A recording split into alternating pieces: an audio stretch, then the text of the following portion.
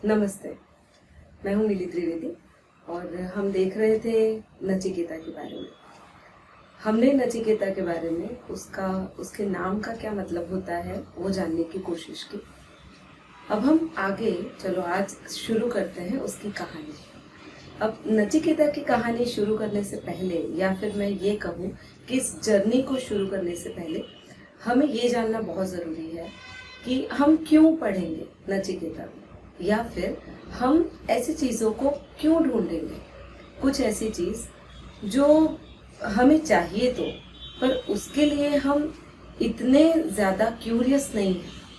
हम ऐसी चीज़ों को क्यों पढ़ने की कोशिश करेंगे जिन चीज़ों की रिक्वायरमेंट है।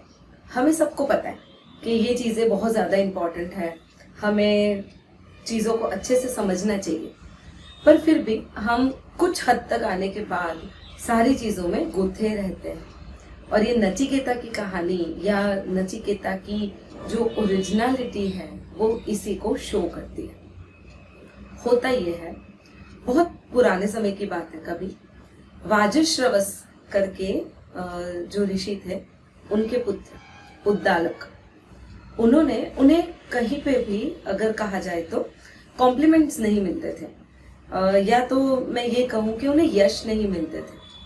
वो काफी सारे लोगों का काम कर देते थे, कुछ करते होंगे जब उनका जो भी उसका काम है उस हिसाब से, पर कोई भी उन्हें अप्रिशिएशन नहीं देता था, कॉम्प्लीमेंट्स नहीं मिलते थे। और जब कॉम्प्लीमेंट नहीं मिलते, अप्रिशिएशन नहीं मिलता, तो कहीं ना कहीं मन में फ्रस्ट्रेशन आता है। अब वैसे ही जैसे आप और हम हैं अभी के टाइम में, वैसे भले पुराने समय में है, पर ये जो वासनाएं हैं, ये जो फीलिंग्स हैं, वो एज इट इज रहती है। इसी वजह से हुआ ऐसा कि उन्हें दिक्कत थी, उन्हें ये चाहिए था कि उनकी हर कोई उन्हें अप्रिशिएट करे, उन्हें इन शॉर्ट यश मिल जाए। अब इसी यश के चक्कर में उन्होंने एक हवन किया। अब उस हवन में उन्होंने एक, कहते हैं जैसे संकल्प करते हैं, सो एक वाव लिया, उन्होंने संकल्प किया और संकल्प में ऐसा कहा कि जो भी मुझे पसंद होगा या जो भी मेरी संपत्ति है, वो सारी संपत्ति मैं करूंगा डोनेट। मतलब उनके दिमाग में ऐसा था कि जो भी कुछ मेरे पास है वो सारा का सारा मैं कर दूंगा डोनेट। शायद डोनेशन से उन्हें यश मिल जाए, शायद ये सोच रहे होंगे, पर कहीं उनके दिमाग में होगा नहीं कि डोनेशन करने से क्या वो चीज मिलती है जो तुम्हें ओरिजिनली चाहिए, या फिर हमें पता ही नहीं है हमें ओरिजिनली क्या चाहिए। फाइनली वो दिन आ गया जिस दिन उन्होंने यज्ञ किया, काफी लोगों को बुलाया, ऋषि मुनियों को बुलाया और यज्ञ किया। काफी दिनों तक, कहते हैं तब 21 दिन तक यज्ञ चला था, और 21 डेज के बाद, 21 दिन के बाद उस यज्ञ का समापन करने का वक्त आया। अब समापन के टाइम पे अधिकतर यही होता था पहले के जमाने में कि जब तुम पूर्णाहुति करते हो तब तुम्हें सारी चीजें डोनेट करनी है, जो भी तुमने वाव लिया है उस वाव को पूरा करना है। उन्होंने संकल्प लिया था किस चीज का? उन्होंने संकल्प लिया था कि वो अपनी सारी संपत्ति डोनेट करेंगे। अब अधिकतर ऐसा होता है जब इंसान को किसी चीज की ख्वाहिश होती है तब वो बड़ी बड़ी बातें करता है, मतलब शायद कहीं ना कहीं से उसे कोई चीज मिल जाए, और जब वो चीजें कंप्लीट हो जाती है, पर्टिकुलरली पूजा वगैरह में, तब वो अपने हाथ पीछे कर लेता है, उसे मन नहीं करता। वैसे ही उद्दालक के मन में भी यही कहीं कुछ बात दिमाग में आई। वो वाजश्रवस के बेटे थे, इसीलिए उन्हें वाजश्रवा भी बोला जाता है।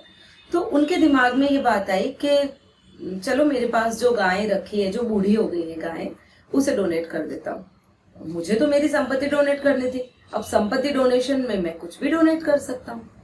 फाइनली उन्होंने कुछ गाय, काफी सारी, कुछ नहीं काफी सारी गायें डोनेट कर दी। अब उनका बेटा था नचिकेता, जैसे हमने बात की थी। नचिकेता आते हैं और देखते हैं तो उनके पिता ने जो गाय डोनेट करी थी वो गाय या तो बूढ़ी थी। अब बूढ़ी होने की वजह से क्या होता है, तो न वो बच्चे पैदा कर सकती है और ना ही दूध दे सकती है। मतलब कि जो भी गाय ले जाता है उसके पास गाय जिंदा रहकर रहेगी कितना, तो शायद महीना, और अगर ज्यादा रह भी गई तो भी उसी को उसे पालना पोसना पड़ेगा। गायें उस इंसान को ज्यादा हेल्पफुल नहीं होंगी। नचिकेता में उस वक्त कहते हैं विवेक जनरेट हो गया। विवेक, ये संस्कृत में ये जो विवेक शब्द है ना, हम कहते हैं विवेक मतलब अच्छे से बात करना, शांति से बैठना, कोई आए तो झुकना या नमस्ते करना, या अभी भारतीय संस्कृति में जैसे पैर छूना। एक्चुअली विवेक का ओरिजिनल मतलब अगर देखा जाए संस्कृत में तो ये नहीं है।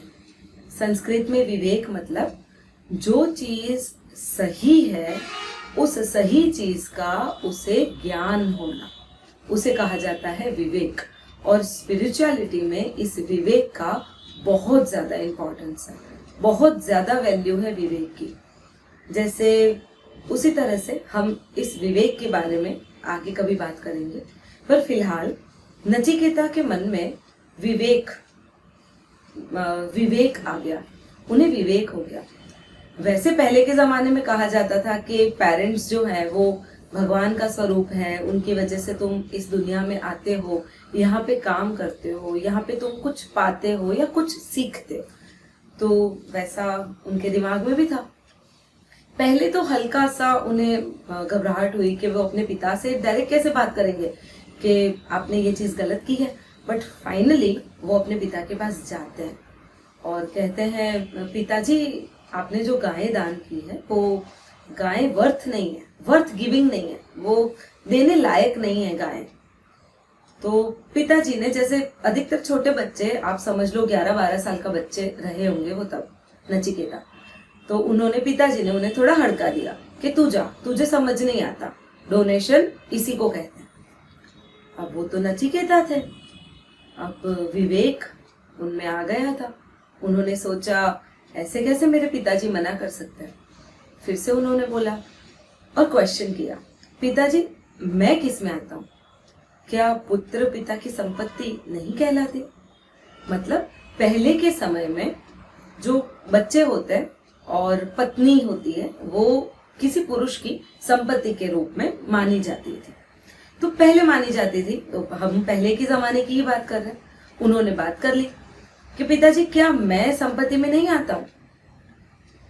उद्दालक ने कहा, हाँ तुम आते हो संपत्ति में, पर कोई बेटे को दान करता है? नचिकेता वहां खड़े रह गए। उन्होंने बोला, बताओ पिताजी आप मुझे किसे डोनेट कर रहे हैं, मुझे किसको दान कर रहे हैं? पहले तो उसे डांट पड़ गई कि तुम जाओ, तुम्हें समझ नहीं आता, तुम अभी छोटे हो। वो वहां से हिले नहीं, फॉर्म हो गए थे, डिटर्मिनिस्टिक थे।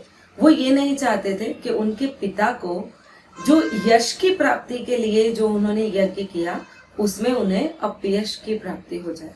वो चाहते थे उनके पिता का अच्छा करना। और उन्होंने अपने आप के बारे में सोचा था कि मैं कोई बहुत ज्यादा विद्वान नहीं हूं, मतलब नचिकेता ज्यादा अपने आप को विद्वान नहीं समझते थे, पर वो उन्हें इतना पता था कि वो वर्थ गिविंग जरूर है, मतलब देने लायक है। तो उन्होंने फिर से अपने पिताजी को बोला कि आप मुझे किसे डोनेट कर रहे हैं? उनके पिताजी बड़ा गुस्सा किया उन पर, फिर भी वो टस से मस नहीं हुए। फिर से पूछा, आप बताओ पिताजी आप मुझे किसे डोनेट करेंगे? फाइनली थक हार के, कंटाल के और गुस्से में, एक तो उनका 21 दिन का यज्ञ का काम चल रहा था, इस वजह से थके थे। दूसरा, यज्ञ करने से थके क्यों? क्योंकि कुछ किसी चीज की इच्छा से यज्ञ किया था, इसलिए ज्यादा थके। लोगों को रहता है कि हम कोई काम कर रहे हैं तो उसका फ्रूट हमें मिलना चाहिए, और जब ये सोच के काम किया जाता है मतलब समझ लो थकान पक्की है, तो वो थक गए। फिर ये बच्चा जो और परेशान किए जा रहा था, उन्हें और सताया जा रहा था, खूब परेशान किया। फाइनली उन्होंने गुस्से में अपने बच्चे से कहा, नचिकेता मैं तुम्हें मृत्यु को दान देता, जाओ यहां से, यमराज के पास चले जाओ, मैं तुम्हें मृत्यु को दान देता हूं। नचिकेता फिर भी खड़े थे, वो सोच रहे थे क्या पिताजी ऐसा करेंगे।